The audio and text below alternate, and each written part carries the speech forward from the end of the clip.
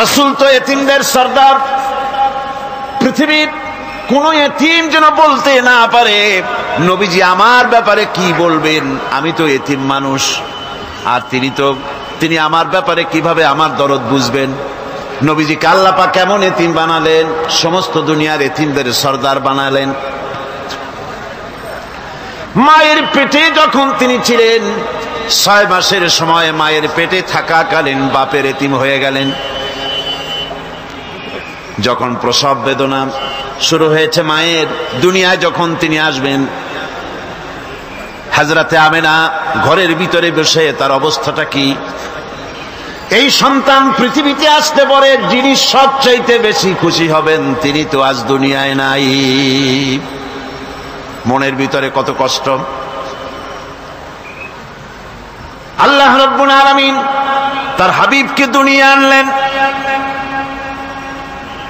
রাসূলের দাদা ঘরের সামনে তাঁবুর সামনে দাঁড়ায়া তায়েফ থেকে আগত সাদিয়া গোত্রের লোকদেরকে বলতেছেন, এই ঘরের ভিতরে একটা এতিম বাচ্চা আছে, বেশি টাকা কড়ি দেওয়া যাবে না, যদি দয়া হয় নিয়ে যাও। গরিব মানুষ, এতিম মানুষ দেখে শুনে কেউ আর নিতে চায় না। সবশেষে এলেন ভাগ্যবতী মেয়ে, ভাগ্যবতী মহিলা হযরতে হালিমাতুস সাদিয়া। তিনি এসেছেন, কোনো ছেলে পেলে পায় নাই, সকলের শেষে তিনি এসেছেন। আব্দুল মুত্তালিব বলছেন, এই ঘরের মধ্যে একটা এতিম বাচ্চা আছে, দয়া হলে নিয়ে যেতে পারো। তিনি স্বামীর সঙ্গে পরামর্শ করলেন, এরপরে বললেন যদি দেখতে অন্তত ভালো হয়, মন যদি ভালো লাগে নিয়ে যাব, একেবারে খালি হাতে ফিরে যাওয়ার চাইতে তো ভালো। হযরতে হালিমা বলেন, আমি ঘরের মধ্যে প্রবেশ করলাম, মা আমিনার কোল থেকে শিশু মুহাম্মদ সাল্লাল্লাহু আলাইহি ওয়াসাল্লামকে যখন আমি কোলে নিলাম, আমি হুজুরের চেহারার দিকে নজর করে দেখলাম, আমার কাছে মনে হলো যেন পূর্ণিমার চাঁদটা আমার কোলে ধরা দিয়েছে। রাসূল কি শিশু মুহাম্মদ সাল্লাল্লাহু আলাইহি ওয়াসাল্লাম কি যখন নিয়ে বাড়ির দিকে রওনা হলাম, যে গাধা আমার সকলের পেছনে এসেছে সেই গাধা এখন সকলের আগে ছুটে চলে যায়।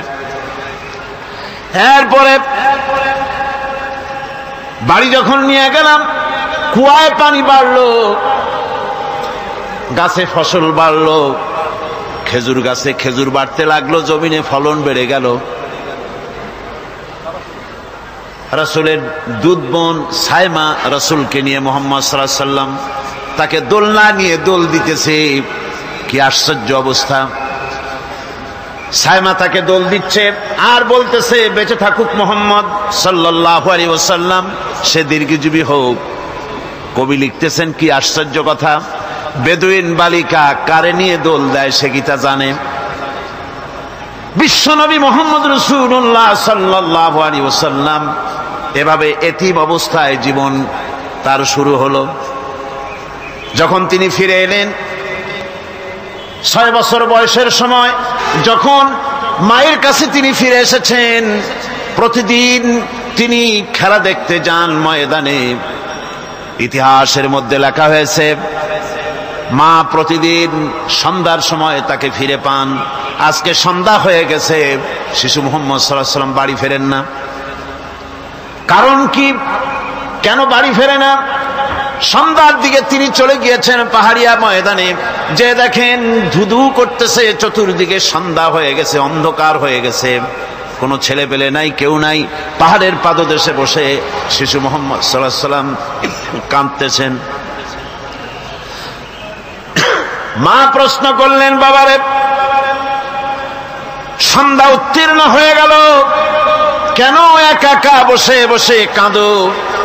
তিনি বলছেন, মাজি আজ কদিন খেলা দেখতে আসলাম ময়দানে, প্রতিদিন দেখি যখন সন্ধ্যা হয়ে যায় মুরব্বী শ্রেণীর কিছু লোক আসে, ছেলেকে নাম ধরে ডাক দেয়, ছেলেরা দৌড়ে তার বাবার কাছে চলে যায়, আর বাবা ছেলেকে কোলে নিয়ে মুখে চুমা দিয়ে বাড়ির দিকে নিয়ে যায়। আমি আজ কদিন পর্যন্ত এই ময়দানে এলাম, কোনদিন সন্ধ্যা বেলায় তো কেউ এসে আমাকে মুহাম্মদ বলে একটা ডাক দিল না। আমার আব্বা কি নাই? আল্লাহ রাব্বুল আলামিন বলেন, আলাম ইয়াজিদকা ইয়াতীমান ফাআওয়া, এরকম এতিম অবস্থায় পেয়ে আমি কি আপনাকে আশ্রয় দেই নাই? আপনাকে আমি পেয়েছি এতিম অবস্থায়, এরপরে আমি আপনারে আশ্রয় দিলাম। ওয়া ওয়াজাদাকা দাল্লান ফাহাদা, এরপরে আমি আপনাকে পথ হারা পেলাম, আমি আপনাকে পথের দিশা দিয়া দিলাম। ওয়া ওয়াজাদাকা আইলান ফাআগনা, এরপরে আমি আপনাকে দরিদ্র অবস্থায় পেয়েছি, তারপরে আমি আপনার দারিদ্র মুক্ত করেছি আপনাকে। সুতরাং ফাআম্মাল ইয়াতীমা ফালা তাকহার ওয়া আম্মাস সাইলা ফালা তানহার ওয়া আম্মা বিনি'মাতি রাব্বিকা ফাহাদ্দিস। সুতরাং নবী, এতিমের প্রতি নির্মম ব্যবহার করো না, এতিমের প্রতি ভালো ব্যবহার করো, নির্মমতা দেখাইও না। আর ভিক্ষুককে ধমক দিও না, রূঢ়তা দেখিও না, আর আল্লাহর নিয়ামতের প্রশংসা করো। বহুত মানুষ আছে এতিমরে গলায় ধাক্কা দেয়। মানুষ যখন ভিক্ষা নিতে আসে, গরিব মানুষ ভিক্ষা চাইতে আসছে, ওই মেয়ে আত্মহত্যা জানো, দোয়া কুনুত জানো, বাড়ি যেয়ে কাজ করবা, এই সব আজে বাজে কথা বলে ভিক্ষা দেয় না। সাইলকে ধমক দিতে রাসূল করিম সাল্লাল্লাহু আলাইহি ওয়াসাল্লাম নিষেধ করেছেন, সাইলকে ধমক দিও না। গাড়িতে বসে যাচ্ছেন সাহেব, ট্রাফিক মোড়ে যখন সিগন্যাল জ্বলল, গাড়িগুলি দাঁড়ায় গেল, ফকির এসেছে, হাত নাই পাও নাই, বুড়া মানুষ, একটা পয়সা বার করে না। আবার এই মানুষটি ওই ফকিরকে ধমক দিয়া বার করে দিল। এরপরে এই লোকটি যখন কোনো মাজারের কাছে পৌঁছে গেল, 500 টাকার কড়কড়ে নোটটা ফেলে দিল। বলেন টাকা দরকার কার? মরা মানুষের না জিন্দা মানুষের? কার দরকার? যার টাকা দরকার ছিল তারে দেওয়া হলো না, যার দরকার নাই তারে দেওয়া হলো। এরপরে লোকটা না খেয়ে যখন মারা গেল, পথের ফকির, রাস্তার ফকির, না খেয়ে মারা গেছে। এরপরে তার কাফনের কাপড় নাই, লোকটাকে রাস্তার উপরে শোয়া একটা ছেঁড়া কাপড় দিয়ে ঢেকে রেখেছে। বড় লোকেরা, সাহেবরা তখন গাড়ি দাঁড় করে আর 5টা টাকা 2টা টাকা করে তার লাশের উপরে মারতেছে। এটা মানবতার এর চাইতে লাঞ্ছনা, মানবতার জন্য এর চাইতে গঞ্জনা আর কিছুই হতে পারে না। মানবতার প্রতি লাঞ্ছনা, এর থেকে আর দুর্গতি কি হতে পারে? বেঁচে থাকার সময় 1টা টাকা আপনি দিলেন না, মরে যাওয়ার পর বিদায় হয়েছে বালাই, এখন দেওয়া শুরু করেছে। আমার বন্ধুগণ, এই জন্য এতিমের প্রতি দরদ করার জন্য আল্লাহ পাক কোরআনের ভিতরে পরিষ্কার বলেছেন। রাসূল করিম সাল্লাল্লাহু আলাইহি ওয়াসাল্লাম নিজে এতিম ছিলেন, আর এতিমের প্রতি তার এত দরদ ছিল, একবার তিনি ঈদের দিকে নামাজ পড়ার জন্য যাচ্ছেন। প্রতিমধ্যে দেখেন একটা বাচ্চা ছেলে কাঁদতেছে। এই রাস্তায় কত মানুষ গেল, কেউ দাঁড়ালো না থমকে, বাচ্চার ক্রন্দন কাউকে থামাইতে পারলো না। কিন্তু বিশ্ব নবী, দয়ার নবী রাহমাতুল লিল আলামিন বাচ্চার কান্না দেখে পাও বাড়াতে পারলেন না। নবীজি দাঁড়ায় গেলেন, জিজ্ঞেস করেন, ও বাচ্চা, ঈদের দিনে কাঁদো কেন? ঈদের দিনে তো কাঁদতে নাই। বাচ্চা বলে, তোমার কাছে বলবো না, আমি সেই সকালবেলা থেকে বসে আছি, আমি যদি মক্কার আব্দুল্লাহর পুত্র মুহাম্মদ রাসূলুল্লাহ সাল্লাল্লাহু আলাইহি সাল্লামকে পাই, মনের দুঃখ তার কাছে বলবো। বিশ্ব নবী জমিনের উপরে বসে পড়লেন, বাচ্চারে কোলের উপরে উঠায় বলেন, বাচ্চা বলো কি তোমার দুঃখ? তুমি যার জন্য বসেছো আমি তো সেই এতিম নবী, কি বলতে চাও? বাচ্চা বলতেছেন, ইয়া রাসূলুল্লাহ, আমার বাবা মারা গেছে, সেই ছোট্টবেলায় একেবারেই তখন মায়ের পেট থেকে আমি আসার পর বাপ মরে গেল, আমার মা আর একজনের সঙ্গে বিয়ে বসেছে, সেই পুরুষটি আমারে দেখতে পারে না, আমার মা যদি আমারে কোলে করে এসে সহ্য করতে পারে না, আমারে চুমা খাইলে সহ্য করতে পারে না, আমারে খাবার দিলে মা মার খায়। আজ ঈদের দিনে রাতে আমার মা আমাকে বলল, বাবারে তোমার কপাল খারাপ, তোমার বাবা মারা গেছে, তোমাকে সাহায্য করার কেউ নাই, আমি তোমার যত্ন করতে পারলাম না, কোলে নিয়ে সুমাও দিতে পারি না, আমার এমনই কপাল খারাপ। সুতরাং এতিমের দরদ এতিম ছাড়ার কেউ বুঝবে না। তুমি আজ চলে যাও, ওই রাস্তায়, ঈদের রাস্তায় দাঁড়ায় থাকো, মাঠের রাস্তার পাশে, বিশ্ব নবীর কাছে তোমার দুঃখ বলো, এতিমের দুঃখ তিনি বুঝবেন। আমি মায়ের কথা মতো এই জায়গায় এতক্ষণ বসে আছি, হুজুর আপনি দয়া করে, আমার কথা তো আপনার কাছে বললাম, আমার মনের এই দুঃখ। নবীজি বাচ্চার কথা শুনতেছিলেন, চোখ দিয়া পানি পড়তেছিল, বাচ্চাকে বুকের সঙ্গে জড়িয়ে ধরে নবীজি বলেন, ও এতিম, মুহাম্মদ সাল্লাল্লাহু আলাইহি ওয়াসাল্লাম যদি তোমার পিতা হন আর হযরতে আয়েশা যদি তোমার মা হয়ে যায়, বলো তোমার মনের দুঃখ মেটে নাকি? ছেলে ডুকরে কেঁদে উঠলো আর বলল, ইয়া রাসূলুল্লাহ, হে আপনি যদি আমার পিতা হন আর আয়েশা যদি আমার মা হয়ে যায়, এর থেকে বড় সৌভাগ্যের আমার তো আর কিছুই নাই। নবীজি এতিমকে বাড়ি নিয়ে গিয়ে হযরতে আয়েশার হাতে তুলে দিয়ে বললেন, আয়েশা রে, পবিত্র ঈদের দিনে আল্লাহ রাব্বুল আলামিন তোমার জন্য একটা উপহার পাঠিয়েছেন, এটা যত্ন করো। এতিমের প্রতি দরদ রাখার জন্য আল্লাহ রাব্বুল আলামিন বলেছেন, এতিম, মিসকিন, বিধবা, অসহায় লোক, তাদের প্রতি যাতে করে মুসলিম সমাজ লক্ষ্য রাখে, সেজন্য আল্লাহ পাক নির্দেশ করেছেন। বুখারী এবং মুসলিম শরীফের হাদিসে এসেছে, আস-সাই আলাল আরমারাত ওয়াল মিসকিন কাস-সাই ফি সাবিলিল্লাহ। বিধবাদের জন্য, মিসকিনের জন্য কেউ যদি কোনো উদ্যোগ গ্রহণ করে, কেউ কোনো সাহায্য দেয়, জিহাদের ময়দানে জিহাদ করে আল্লাহর রাস্তায় যে সওয়াব পাওয়া যায়, যে মর্যাদা পাওয়া যায় আল্লাহর কাছে, এতিম, মিসকিন, বিধবাকে সাহায্য করলে সেই সওয়াব আল্লাহ রাব্বুল আলামিন আমলনামায় দিয়ে দেন। আমাদের প্রিয় নবী এতিম মিসকিনদের খুবই ভালোবাসতেন তার নিজের চাকর হযরত যায়েদ ও আনাস রাদিয়াল্লাহু তাআলা আনহুকে। সে সম্পর্কে এখন আলোচনা করা হচ্ছে। তার চরিত্রই প্রমাণ করে, নবীদেরকে বাইয়িনাত দেওয়া হয়েছে, এমন চরিত্র আচার আচরণ দেওয়া হয়েছে যাতে করে লোকেরা অভিভূত হয়ে যায়, আকৃষ্ট হয়ে যায়। হযরতে যায়েদ, তিনি তো কৃতদাস ছিলেন, হারায় গেলেন বাপ মা থেকে, আর এরপরে কুদরত তারে মুহাম্মদ সাল্লাল্লাহু আলাইহি ওয়াসাল্লামের ঘরে উঠায় দিল। তিনি তখন আল্লাহর নবী, তখন নবুয়তের দায়িত্ব পান নাই। যায়েদের পিতার কাছে খবর হয়ে গেল, যায়েদ আছে রাসূলের বাড়িতে, মুহাম্মদ সাল্লাল্লাহু আলাইহি ওয়াসাল্লামের বাড়ি মক্কায়। তারা এসে হুজুরের সঙ্গে দেখা করে বললেন, মুহাম্মদ সাল্লাল্লাহু আলাইহি ওয়াসাল্লাম, জানতে পেরেছি আপনার কাছেই আমাদের ছেলে যায়েদ আছে, মেহেরবানি করে তাকে আমাদেরকে ফিরায় দেন। হুজুর বলেন, যায়েদ যদি তোমাদেরকে চিনতে পারে আর যদি যেতে চায়, আমার পক্ষ থেকে কোনো আপত্তি নাই, অবশ্যই যাবে। তবে যায়েদ যদি যেতে না চায়, আমি এমন লোক নই যে কেউ আমার কাছে থাকতে চাইলে আমি জোর করে তাকে ঠেলেও দিতে পারি না, আমি তেমন লোক নই। পিতা বললেন, আপনি অবশ্যই যুক্তিপূর্ণ কথা বলেছেন। হযরতে যায়েদ কানা হলো। হুজুর বললেন, তুমি কি চেনো এদের? কি? যায়েদ বললেন, চিনি, ইনি আমার বাবা, উনি আমার চাচা। যায়েদের পিতা বলেন, বাবারে বাড়ি চলো, তোমার মা কেঁদে কেঁদে হয়রান, চলো বাড়ি যাই, বাড়ির যা কিছু আছে সব তোমাকে ফিরিয়ে দেওয়া হবে।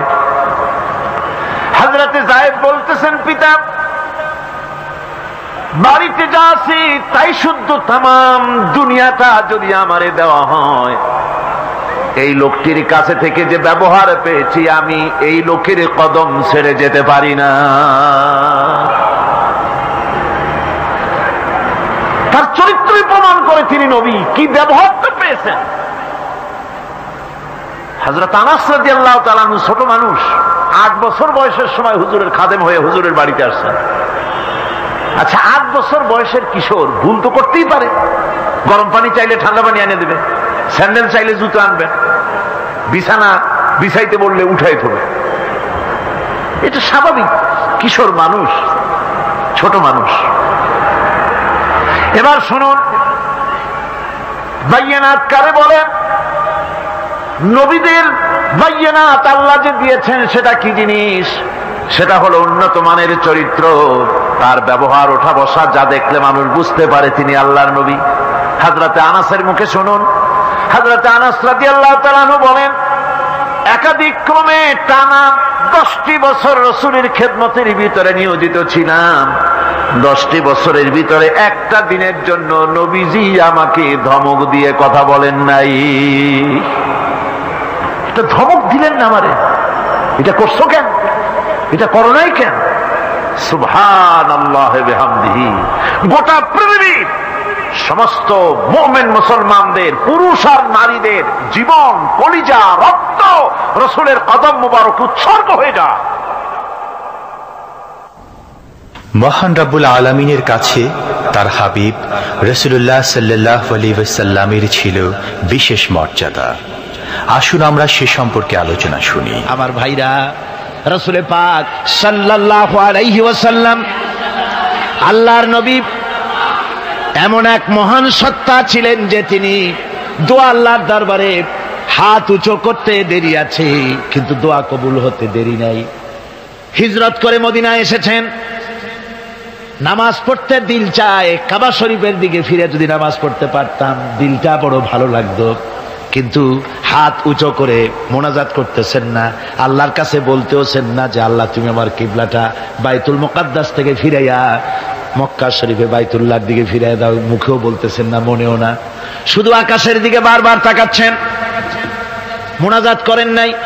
মনে মনে আশা পোষণ করতেছেন যদি এমন একটা ওহী নাজিল হয়ে যেত। আল্লাহ রাব্বুল আলামিন সঙ্গে সঙ্গে রাসূল জোহরের নামাজ পড়তেছিলেন, 2 রাকাত পড়া হয়ে গেছে, এমন সময় ওহী নাজিল হয়ে গেল, ক্বাদ নারা তাকাল্লুবা ওয়াজহিকা ফিস সামা। ও নবী, আমি দেখতে পেয়েছি বারবার আপনি আকাশের দিকে তাকাচ্ছেন। সুবহানাল্লাহ, আমি দেখতে পেয়েছি। ফালানুওয়াল্লিয়ান্নাকা কিবলাতান তারদাহা ফাওয়াল্লি ওয়াজহাকা শাতরাল মাসজিদিল হারাম। আর দেরি নাই, আপনার মনের আশা পুরা হয়ে গেছে, এক্ষুনি আপনার কিবলা পরিবর্তন করুন। হুজুর 2 রাকাত পড়েছিলেন বাইতুল মাকদাসের দিকে ফিরে, বাকি 2 রাকাত তিনি মক্কা শরীফের কাবা শরীফের দিকে ফিরলেন। আজও পর্যন্ত সেই মসজিদ আছে, সাক্ষ্য দিচ্ছে নবীর কথা কিভাবে মঞ্জুর হয়। মসজিদে কিবলাতাইন মদিনা মুনাওয়ারায় সে মসজিদ আজও আছে। ভাইরা আমার, রাসূল পাক সাল্লাল্লাহু আলাইহি ওয়াসাল্লাম এত বড় মর্যাদা সম্পন্ন ব্যক্তিত্ব, মহান ব্যক্তিত্বের উম্মতের মধ্যে আল্লাহ আমাদের শামিল করেছেন। শুকরিয়া স্বরূপ আমরা পড়ি আলহামদুলিল্লাহ। জোরে সরে পড়েন আলহামদুলিল্লাহ। আমার ভাইরা, মর্যাদা এত বেশি আল্লাহ রাসূলকে আল্লাহ রাব্বুল আলামিন দান করেছেন। এই পৃথিবীতে কোন মানুষের সঙ্গে যদি আপনি বেয়াদবি করেন, তিনি আপনার বাপ হোক, তিনি আপনার মা হন, অথবা আপনার উস্তাদ হন, অথবা আপনার পীর হন, যে কেউ হোক না কেন, কারো সঙ্গে যদি কোনো বেয়াদবি হয়ে যায় তো শুধু একটা বেয়াদবি ছাড়া আর কিছুই না।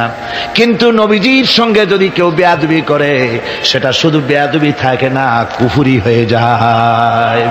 কি হয়ে যায়? কুফরি হয়ে যায়।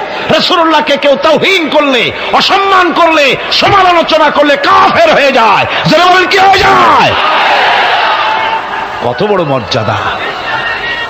রাসূল পাক সাল্লাল্লাহু আলাইহি ওয়াসাল্লাম, তার সামনে সাহাবায়ে কেরাম বসা, হুজুর কথা বলছেন, সাহাবায়ে কেরাম তারাও কথা বলছেন। কথা বলতে বলতে এক পর্যায়ে সাহাবীদের গলার আওয়াজ বড় হয়ে গেছে, হুজুরের গলার আওয়াজ শোনা যায় না, সাহাবীদের গলার আওয়াজটা বড় হয়ে গেল।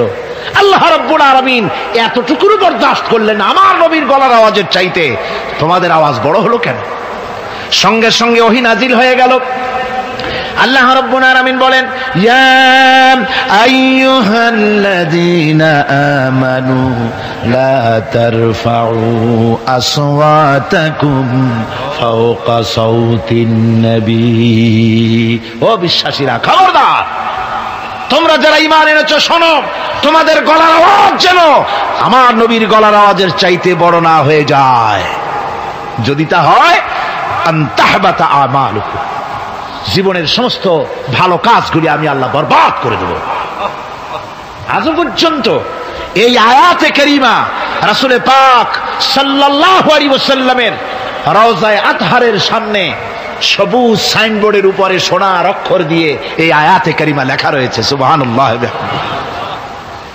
সর্বকালের, সর্বযুগের সর্বশ্রেষ্ঠ মহামানব, সর্বশ্রেষ্ঠ বিশ্বনবী, আল্লাহর পরে যার মর্যাদা, তিনি হচ্ছেন মুহাম্মদ রাসূলুল্লাহ সাল্লাল্লাহু আলাইহি ওয়াসাল্লাম। রাসূলুল্লাহ সাল্লাল্লাহু আলাইহি ওয়াসাল্লামের প্রতি মহান আল্লাহর ভালোবাসার অন্যতম নিদর্শন হচ্ছে মেরাজ। এর মাধ্যমে আল্লাহ রাব্বুল আলামিন তার বন্ধুকে নিজের সান্নিধ্যে নিয়েছিলেন। এখন আমরা শুনব সেই মেরাজের কাহিনী। দুলির ধরা থেকে রাসূলকে আরশে আজিমে নিয়ে যাওয়া হবে। বোরাক এলো। বোরাক হচ্ছে বারকুন থেকে উৎপত্তি। এর অর্থ হচ্ছে বিজলি, বৈদ্যুতিক গতি সম্পন্ন, ঘোড়ার চাইতে ছোট, খচ্চরের চাইতে বড়, এই জাতীয় একটা প্রাণীর মতো হযরতে জিবরাইল নিয়ে আসলেন। আমাদের দেশে কারো কারো বাড়িতে আয়নায় বান্ধানো থাকে এই ছবিটা। ঘোড়া আছে, দুইটা ডানা আছে, মাথাটা মেয়ে লোকের মতো, চুলগুলো ঝুলে পড়ছে, নিচে লেখা আছে হাজা বোরাকুন নবী সাল্লাল্লাহু আলাইহি ওয়াসাল্লাম। আন্দাজে কোথায় পাইছে আল্লাহ জানে, মিথ্যে কথা, বাজে কথা। আল্লাহ এরকম একটা মেয়ে লোক মার্কা ঘোড়া পাঠাইছিল হুজুরকে নেওয়ার জন্য, এটা কথা হইল। রাসূলকে মক্কা থেকে, উম্মে বাবে উম্মে হানি থেকে হুজুরকে বের করে নিয়ে যাওয়া হলো বাইতুল মাকদাসে। সমস্ত পয়গম্বর, দুনিয়া আল্লাহ যাদের পাঠিয়েছিলেন, সমস্ত রূহ উপস্থিত ছিল সেখানে। রাসূল করিম সাল্লাল্লাহু আলাইহি ওয়াসাল্লাম এখান থেকে মেরাজ করলেন। এতটুকু ছিল ইসরা। কোরআনে কারীম বলছে, আজকের কারি সাহেব যেখান থেকে তেলাওয়াত করেছিলেন, সুবহানাল্লাযী আসরা বিআবদিহি লাইলাম মিনাল মাসজিদিল হারামি ইলাল মাসজিদিল আকসা। সুবহানাল্লাযী, সমস্ত দুর্বলতা, অক্ষমতা থেকে মুক্ত সেই সত্তা যিনি তার বান্দাকে ইসরা করিয়েছেন, মেরাজ করিয়েছেন। সুবহানাল্লাহ। সমস্ত দুর্বলতা, অক্ষমতা থেকে মুক্ত তিনি পার করে নিয়ে গিয়েছেন। তারপরে মুহূর্তের ভিতরে মহাশূন্য পাড়ি দিয়ে, সেই মহাশূন্য মানে কি? এইখান থেকে সূর্য কত দূরে জানেন না? 9,30,00,000 মাইল দূরে এখান থেকে সূর্য। সেই সূর্য, তারপরে রয়েছে গ্যালাক্সি, মিল্কি ওয়ে, গ্রহ নক্ষত্র, সে যে কত দূরে, যে সমস্ত তারকা, এমন বহুত তারকা আছে যে তারকা সৃষ্টির পর তার আলো পৃথিবীর মাটি আজ পর্যন্ত স্পর্শ করে নাই, অথচ আলোর গতি প্রতি সেকেন্ডে কত মাইল? 1,86,000 মাইল। এই 1,86,000 মাইলের সেকেন্ড, এর মিনিট, এর ঘন্টা, এর দিন, এর সপ্তাহ, এর মাস, এর বছর, এটাকে বলা হয় লাইট ইয়ার, আলোকবর্ষ। সেই তারকা তৈরি হওয়ার পর কত সহস্র সহস্র লাইট ইয়ার চলে গেল, আজ পর্যন্ত সেই তারকার আলো পৃথিবীর মাটি স্পর্শ করতে পারে নাই। তাহলে সেই তারা কোথায়? আল্লাহ রাব্বুল আলামিন তার হাবিবকে চাঁদ, সূর্য, গ্রহ, নক্ষত্র, মহাশূন্য পাড়ি দিয়ে, তারপরে 7 আকাশ পাড়ি দিয়ে সিদরাতুল মুনতাহা পর্যন্ত নিয়ে গেলেন। জোরে কোন সুবহানাল্লাহ। এবার সিদরাতুল মুনতাহা পর্যন্ত যাওয়ার পথে যত ঘটনা ঘটল, সেগুলো আপনারা ইতিহাস থেকে পড়ে নেবেন, ওগুলি বলার সময় আমার কাছে নাই। সিদরাতুল মুনতাহায় যাওয়ার পর হযরতে জিবরাইল বলেন, আর আমি যেতে পারবো না, এটা হলো বিপজ্জনক বর্ডার। আমি যদি আর এক চুল অগ্রসর হই তাহলে আমি জ্বলে পুড়ে ছাই হয়ে যাব, আমার আর যাওয়ার অধিকার নাই। হুজুর সেখানে বসে থাকলেন। জিবরাইল বলে গেলেন, এখান থেকে আপনাকে নেওয়ার কুদরতি ব্যবস্থা হয়ে যাবে। রাসূল দুনিয়ায় ফিরে এসে হযরতে বেলালকে ডেকে বলেছিলেন, বেলাল গো, এমন কি আমল তুমি করো আমারে শোনাও। হযরতে বেলাল বলেন, হুজুর আমার আমল তো সব আপনি জানেন। কয় না, কি করো শোনাও। বেলাল বলেন, হুজুর খাস আমলের মধ্যে এতটুকু আছে যে আমি কখনো বিনা উজুতে থাকি না। যখন উজু চলে যায় উজু করি, আর উজুর ইহতিমামের জন্য 2 রাকাত নফল নামাজ পড়ি। হুজুর বলেন, বেলাল তুমি এই আমল ছাড়বা না, কারণ সিদরাতুল মুনতাহায় হযরত জিবরাইল আমারে যখন ছেড়ে চলে গেলেন, আমার একা একা বড় ভয় লাগতে লাগলো। তখন আমার মনে হচ্ছিল তুমি যেন আমার চতুর্দিকে হাঁটতেছো। আমার ভাইরা, রফরফ নামক বিছানা চলে এলো। কুদরতি এই বিছানায় চড়ে নবীজি আল্লাহ রাব্বুল আলামিনের দরবারে আরশে আজিমে পৌঁছে গেলেন। জোরে বলেন সুবহানাল্লাহ, জোরে বলেন সুবহানাল্লাহ। যেখানে পৃথিবীর কোন মানুষের যাওয়া সম্ভব নয়, গোটা পৃথিবীর মানুষের মর্যাদা আল্লাহ পাক বাড়ায় দিলেন। আরশে আজিমে হুজুরকে নিয়ে গেলেন। তারপরে তিনি কথাবার্তা হুজুরের সাথে কি বললেন, সেই কথাগুলি নিয়ে আমাদের দেশে কথা হলো এই যে হুজুরকে নিয়ে আল্লাহ 5 ওয়াক্ত নামাজ দিছিলেন তো 50 ওয়াক্ত। মুসা আলাইহিস সালামের সাথে দেখা না হইলে তো কাম সারছিল, আমাদের আর উপায় ছিল না।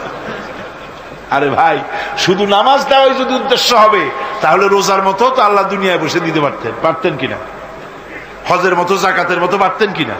শুধু নামাজের জন্য নয়, আল্লাহ পাকের কায়নাত দেখাবার জন্য আল্লাহ পাক তাকে নিয়েছিলেন। বেহেশত দেখাইছেন, দোজখ দেখাইছেন, ভালো কাজ করলে কিরকম শান্তি হবে, খারাপ কাজ করলে কিরকম শাস্তি হবে চোখে দেখায় দিয়েছেন মুহাম্মদ রাসূলুল্লাহ সাল্লাল্লাহু আলাইহি ওয়াসাল্লামকে। মেরাজ থেকে ফিরে এলেন, ঘরে এসে দেখেন উজুর পানি, উজু করে যে গেছিলেন উজুর পানি তখনও গড়াচ্ছে।